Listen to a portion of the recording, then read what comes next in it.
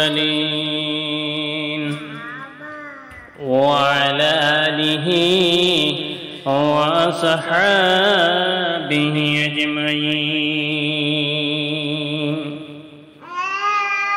পবিত্র রবিউল আউয়াল মাস চলছে রে বন্ধুরা, যেই মাসে বিশ্ব নবী জনাব মুহাম্মদুর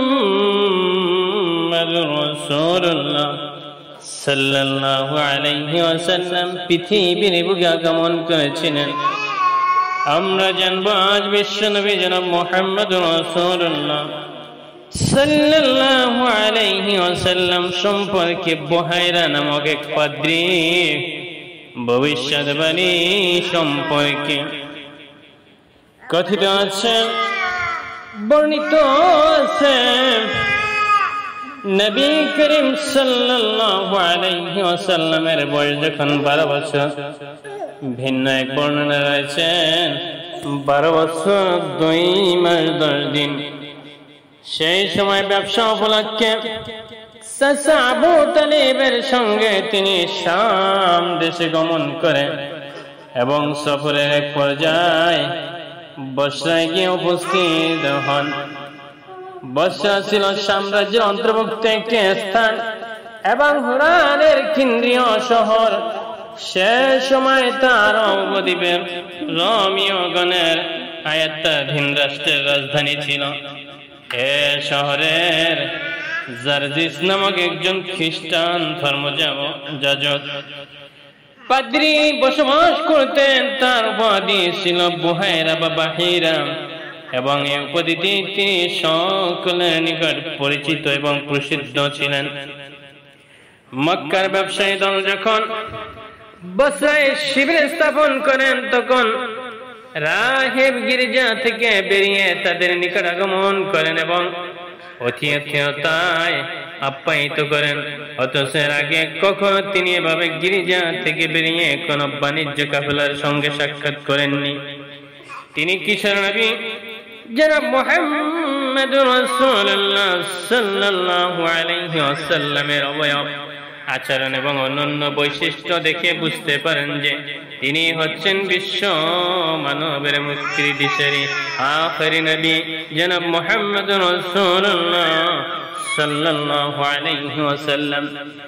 তারপরে কিশোর নবী সাল্লাল্লাহু আলাইহি ওয়াসাল্লামের হাত ধরে তিনি বলেন যে ইনি হচ্ছেন বিশ্বজাহানের সরদার, আল্লাহ তাকে বিশ্বজাহানের রহমত স্বরূপ রাসূল হিসেবে মনোনীত করবেন। আবু তালিব এবং কুরাইশদের লোকজন বললেন, আপনি কিভাবে অবগত হলেন যে তিনি হবে আখিরি নবী? বুহাইরা বললেন, গিরিপথের ওই প্রান্ত থেকে তোমাদের আগমন যখন ধীরে ধীরে দৃষ্টিগোচর হয়ে আসছিল, আমি প্রত্যক্ষ করলাম যে সেখানে এমন কোন বৃক্ষ কিংবা পাথর খণ্ড ছিল না যা তাকে সিজদা করেনি। সকল জিনিস নবী রাসূল ছাড়া সৃষ্টির অন্য কাউকে কখনো সিজদা করে না। অধিকান্ত মোহরে নবুয়ত দেখেও আমি তাকে চিনতে পেরেছি। তার কাঁধের নিচে করি হাড্ডির পাশে যে সব ফলের আকৃতি বিশিষ্ট একটি দাগ রয়েছে, সেটা হচ্ছে মোহরে নবুয়ত। আমাদের ধর্মগ্রন্থ বাইবেল সূত্রে আমরা এসব কিছু অবগত হতে পেরেছি। অথবা তিনি তাদেরকে অতিথিয়তা আপ্যায়িত করেন। এরপর বাহিরা আবু তালিবকে বললেন, একে সঙ্গে নিয়ে আর বিদেশ ভ্রমণ করবেন না, শীঘ্রই একে দেশে ফিরিয়ে নিয়ে যান, কারণ এর পরিচয় অবগত হলে ইহুদি ও রোমীগণ একে হত্যা করে ফেলতে পারে। এই কথা জানার পর আবু তালিব তাকে কয়েকজন গোলামের সাথে মক্কা ফেরত পাঠানোর ব্যবস্থা করেন। ফিজাজের যুদ্ধ। নবী করিম সাল্লাল্লাহু আলাইহি ওয়াসাল্লামের বয়স যখন 20 বছর, তখন ওকাজ বাজারে একটি যুদ্ধ সংঘটিত হয়। এই যুদ্ধে এক পক্ষে ছিলেন কুরাইশগণ এবং তাদের মিত্র বনি কিনানা, বিপক্ষে ছিলেন কায়েস আইলানে। যুদ্ধে ফিজার যুদ্ধ হিসেবে খ্যাত, কেননা বনু কিনানা বারজাল নামে এক ব্যক্তি কায়েস আইলানের 3 লোককে হত্যা করেন। এক খবর কাজে পৌঁছালে উভয় দলের মধ্যে উত্তেজনা ছড়িয়ে পড়ে যুদ্ধ বেজে যায়। কুরাইশ কিনানা মিত্রপক্ষের সেনাপতি ছিলেন আদ বিন উমাইর। কারণ প্রতিভা এবং প্রভাব প্রতিপত্তির ফলে তিনি কুরাইশ ও কিনানা গোত্রের মধ্যে নিজেকে মান মর্যাদা উচ্চ আসনে প্রতিষ্ঠা করে নিতে সক্ষম হয়েছিলেন। প্রথমত দিকে কেনানাদের উপর কায়েসদের সমর্থন ছিল বেশি, কিন্তু পরবর্তী পর্যায়ে কেনানাদের সমর্থন হয়ে যায় বেশি। অতঃপর কুরাইশদের কতক ব্যক্তি উভয় পক্ষে নিহতদের বিষয়ে সমঝোতার লক্ষ্যে সন্ধির প্রস্তাব দেন এবং বলেন যে কোনো পক্ষে বেশি নিহত হয়ে থাকলে অতিরিক্ত নিহতদের দিয়াত গ্রহীত হবে। এতে উভয় পক্ষ সম্মত হয়ে সন্ধি করে এবং যুদ্ধ পরিত্যাগ করে পরস্পর শত্রুতা বিদ্বেষ ভুলে যায়। একে ফিজার যুদ্ধের জন্য বলা হয় যে এতে নিষিদ্ধ বস্তু সমূহ এবং পবিত্র মাসের পবিত্রতা উভয় বিনষ্ট করা হয়। রাসূলুল্লাহ সাল্লাল্লাহু আলাইহি ওয়াসাল্লাম কিশোর বালক অবস্থায় যুদ্ধ গমন করেছিলেন। এই যুদ্ধে তিনি তীরের আঘাত থেকে তার চাচাদের রক্ষার কাজে নিয়োজিত ছিলেন। হিলফুল ফুজুল ফিজার যুদ্ধের নিশ্চয়তা ভয়াবহতা সুচিন্তাশীল সদস্য পরায়ণ আরববাসীগণকে দারুণভাবে বিচলিত করে তোলে। এই যুদ্ধে কতজন যে প্রাণহানি ঘটে, কত শিশু এতিম হয়, কত নারী বিধবা হয় এবং কত সম্পদ বিনষ্ট হয় তার ইয়ত্তা করা যায় না। ভবিষ্যতে আরববাসীগণকে যাতে এরকম অর্থহীন যুদ্ধে লিপ্ত হয় ভয়াবহ ক্ষয়ক্ষতির শিকার হতে না হয়, সেজন্য আরবের বিশিষ্ট গোত্রপতিগণ আব্দুল্লাহ বিন জুদআন তাইমের গৃহে একত্রিত হয়ে আল্লাহর নামে একটি অঙ্গীকারনামা সম্পাদনা করেন। আব্দুল্লাহ বিন জুদআন ছিলেন তৎকালীন মক্কার একজন অত্যন্ত ধনাঢ্য ব্যক্তি। অধিকান্ত সততার, দানশীলতা এবং অতিথিপরায়ণতার জন্য সমগ্র আরব ভূমিতে তার বিশেষ প্রসিদ্ধি থাকার কারণে আরববাসীগণের উপর তার যথেষ্ট প্রভাব ছিল। এ প্রেক্ষিতে তার বাড়িতে অঙ্গীকারনামা সম্পাদনের অনুষ্ঠানের ব্যবস্থা করা হয়। যে সকল গোত্র আলোচনা বৈঠক অংশগ্রহণ করেন তার মধ্যে প্রধান গোত্রগুলো হচ্ছে বনু হাশিম, বনু মুত্তালিব, বনু আসাদ বিন আব্দুল উজ্জা, বনি জোহরা বিন কিলাব এবং বনি তামিম বিন মুররা বৈঠকে একত্রিত হয়ে সকলের যাবতীয় অন্যায় অনাচার এবং অর্থহীন যুদ্ধ বিগ্রহ প্রতিকার সম্পর্কে আলাপ আলোচনা করেন। তখনকার সময়ের নিয়ম ছিল গোত্রীয় কিংবা বংশীয় কোনো ব্যক্তি, আত্মীয় স্বজন অথবা সন্ধিসূত্রে আবদ্ধ কোনো ব্যক্তি শত অন্যায় অনাচার করলেও সংশ্লিষ্ট সকলকে তার সমর্থন করতেই হবে।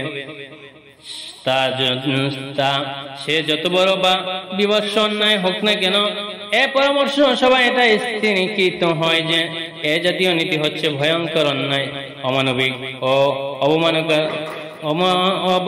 অবমাননাকর কাজে এ ধরনের জঘন্য নীতি আর কিছুতেই চলতে দেওয়া যেতে পারে না। তারা প্রতিজ্ঞা করলেন দেশের অশান্তি দূর করার জন্য আমরা যথাসাধ্য চেষ্টা করব। বিদেশি লোকজনদের ধন, প্রাণ ও মান সম্ভ্রম রক্ষা করার জন্য আমরা যথাসাধ্য চেষ্টা করব। দরিদ্র, দুর্বল, অসহায় লোকদের সহায়তা দানে আমরা কখনোই কুণ্ঠিবোধ করব না। অত্যাচারী, অনাচারী, অন্যায় অত্যাচার থেকে দুর্বল দেশবাসীদের রক্ষা করতে প্রাণপণ চেষ্টা করব। এটা ছিল অন্যায় ও অনাচারের বিরুদ্ধে সত্য ন্যায় প্রতিষ্ঠার জন্য অঙ্গীকারনামা। এই জন্য অঙ্গীকারনামা ভিত্তিক সেবা সংঘের নাম দেওয়া হয়েছিল হিলফুল ফুজুল বা হলফুল ফুজুল। একদায় প্রসঙ্গে উল্লেখকালে তিনি দীপ্ত কণ্ঠে বলেছিলেন, আজ যদি কোন উত্তেজিত ব্যক্তি বলে ফুজুল অঙ্গীকারনামার ব্যক্তিবৃন্দ, আমি নিশ্চয়ই তার সে আহ্বানে সাড়া দিব। অধিকন্ত এ ব্যাপারে অন্য এক প্রসঙ্গে তিনি বলেছিলেন, আব্দুল্লাহ বিন জুদআনের বাসভবনে আমি এমন এক অঙ্গীকারনামায় শরীক ছিলাম যার বিনিময়ে আমি আসন্ন বা প্রসবা উঠো পছন্দ করি না, এবং যদি ইসলামের যুগে এরব অঙ্গীকারের জন্য আমাকে আহ্বান জানানো হয় তাহলে আমি উপস্থিত আছি কিংবা প্রস্তুত আছি বলতাম। হলফুল ফুজুল প্রতিষ্ঠার অন্য একটি প্রাসঙ্গিক প্রত্যক্ষ পটভূমির কথা জানা যায় এবং তা হচ্ছে জুবাইদ নামক একজন লোক মক্কায় এসেছিলেন কিছু মালপত্র নিয়ে ব্যবসার উদ্দেশ্যে। আসবিন ওয়াইল শাহমি তার নিকট থেকে মালপত্র ক্রয় করেন, কিন্তু তার প্রাপ্য তাকে না দিয়ে তা আটকে রাখেন। এ ব্যাপারে তাকে সাহায্যের জন্য তিনি আব্দুদ্দার, মাখজুম, জুমা, শাহম এবং আদি সকল গোত্রের নিকটে সাহায্যের আবেদন জানান, কিন্তু তার আবেদনের প্রতি কেউ কর্ণপাত না করা। তিনি জাবালে আবু কুবাইস পর্বতের চূড়ায় উঠে উচ্চ কণ্ঠে কিছু কবিতা আবৃত্তি করেন, যার মধ্যে তার নিজের অত্যাচার উৎপীড়নের মুখোমুখি হওয়ার বিষয়টি বর্ণিত ছিল। আবৃত্তি শ্রবণ করে জুবাইর বিন আব্দুল মুত্তালিব দৌড়ে গিয়ে বললেন, এ লোকটি অসহায় এবং সহায় সম্বলহীন কেন? তারই অর্থাৎ জুবাইরের প্রচেষ্টায় উপরোক্ত